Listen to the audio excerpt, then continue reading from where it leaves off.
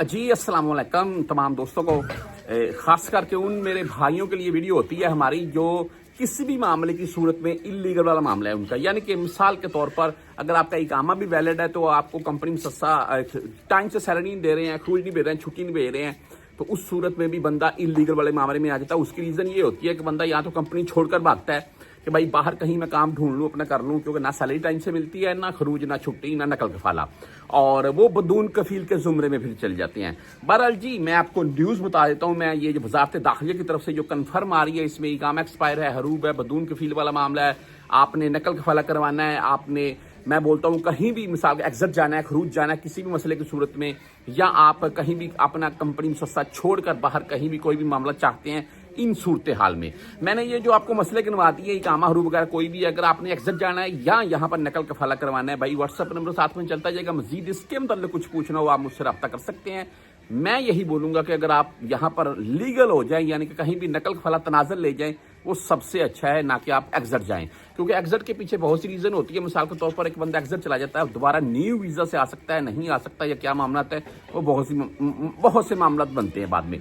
बहरहाल report news के मतलब चलते हैं। मैं आपको शायद साथ में भाई ये दिखा रहा हूँ। मैं इसमें टोटल फिगर की अगर बात कर लें 21,000 प्लस में है।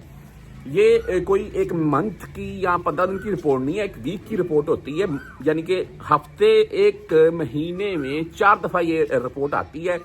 21,000 प्लस में बंदा गिरफ्तार होता है। इसमें सरफरिस्त कौन से आते हैं जो कि हम जिनको बोल रहे हैं कि यार ये बंदे इस मामले की सूरत में सबसे ज़्यादा गिरफ्तार हुए हैं, तो भाई उसमें मुखालफा निज़ामुल इकामा वाले मामला आते हैं। अच्छा, इकामे की सूरत में होता ये है कि आप देख लें यहाँ पर है जी 12,558, 12,560 बंदा गिरफ्तार होता है जिनके इकामे सिंपल एक्सपायर हैं।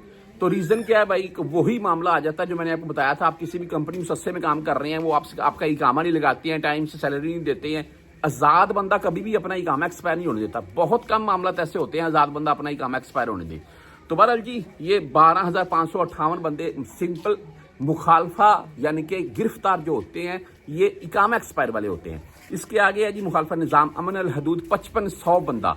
ये मैं वाज़े कर दूं, कुछ भाई इसके मतलब पूछते हैं, ये वो तमाम हैं जी जो किसी भी मसले की सूरत में गैर कानूनी तरीके से सऊदीया में इंटर या निकलते हुए गिरफ्तार हो जाते हैं। इसके आगे आते हैं मुखालफा निज़ाम अल अमल, और इनकी तादाद है जी 3,000।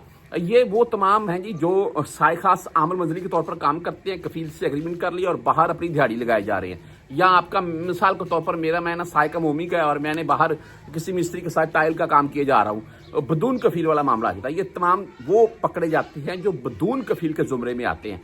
इसीलिए मैंने वीडियो के स्टार्ट में भी इस चीज़ को वजाहत की है कि आप यहाँ पर कहीं भी नकल कफाला या तनाज़ुल ले जाएं, वो बेस्ट है, ना कि इस सूरत हाल में कि आप कहीं पकड़ जाएं और बदून कफील के जुमरे में रख के डिपोर्ट किए जाएं।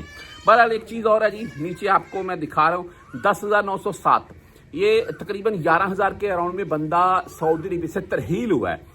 यानी कि ये पिछले एक हफ्ते में 11,000 बंदा सऊदीया से डिपोर्ट किया गया है। ये कौन है? ये भाई सभी वही हैं जिनके इकामे एक्सपायर थे, हरूब था, बदून कफील वाला मामला था।